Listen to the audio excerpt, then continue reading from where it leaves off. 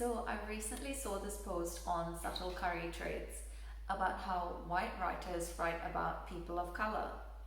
And it went, white writers always compare brown skin to food, but will only use words like ivory and porcelain for white characters. I'm going to start writing this brown boy with plain flower skin and see how you like it. Good point. I understand the indignation. As brown women, we're used to being exoticized by white men. You know, the stereotype of the docile, meek, submissive South Asian woman who is also conveniently an extremely skilled and tantric lover who knows all the secrets of Kama Sutra. This is a common trope in post-colonial writing. From Madame Butterfly to Katy Perry's Unconditionally, Unconditional, we see the fetishizing of Asian women with these oriental tropes and often the description of brown skin in great detail. For example, even in pop culture, we hear lines in movies like, I want me some chocolate man.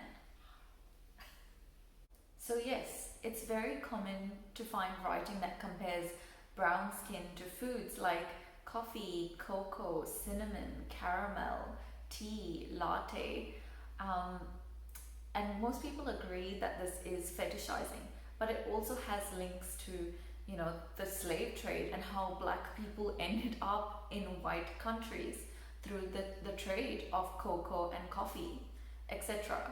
But what we also need to acknowledge is that food is sometimes used to describe white skin as well. So when we describe white skin with words like milky, snowy, creamy, peachy, blush, why is this not met with the same criticism? Is this reverse racism? I would argue, based on the books that I've read that have described skin color with these kinds of food descriptive words, that it is because of two main reasons. One, because white skin is the norm. Often, a writer will describe that someone has brown skin, like coffee, chocolate, bronzed, turmeric in the sunlight. This is describing half my kitchen now. But they won't often state that someone is white, because white skin is the norm.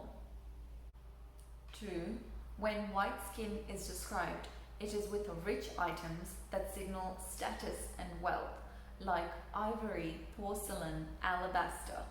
Think about times you've read white people described in ways like her alabaster brow. But what do brown writers do to try and reverse that? Obviously, there are my gods on earth like Jhumpa Lahiri, Arundhati Roy, Kiran Desai, Anita Desai, Vikram Seth. But let's pick an Indian author at random. Let's say Chetan Bhagat. People seem to really hate Chetan Bhagat. Okay, he's like India's equivalent of Daniel Steele. People just put him in the trash, alright? Brown people seem to hate Chetan Bhagat like pseudo-intellectuals hate Ayn Rand because they're above all that.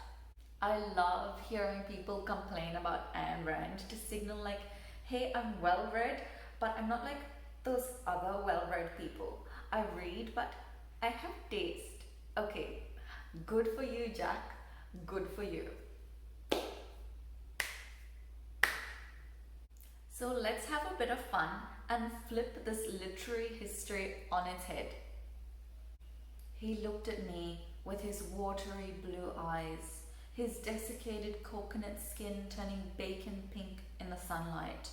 Could this part English, Scottish, Irish, something otherish, potentially colonist/convict descendant truly love me? I looked at him with my deep brown eyes like a wood oak door and placed a mahogany brown arm on his muscular white chest. Mark wrapped his strong white dhoodi arms around Kavita's slender willow tree waist, and she felt a pang of regret at what she was about to do. Mark, it's not you, it's me. Every time I gaze at your Kohinoor diamond skin that dazzles in the sunlight, like some freaky Edward Cullen from Twilight, I think of my ancestors whose lands were plundered by yours. I cannot do this anymore, my beautiful rasgulla slowly turning to gulab jamun love. Mark looked shocked, his watery blue eyes starting to water, and he let go of her quickly, his broad back freckled like a chapati that's been placed straight on the tawa. But honey, what are you going to do without a rich white man by your side? Kavita tossed her fancy brunch activated charcoal black hair and said, honey, I am a rich white man. Thanks guys. Give us a like if you enjoyed my video. Subscribe to my channel for more videos. I usually do comedy, but I thought I'd try something different this time. Hope you enjoyed it. Let me know in the comments.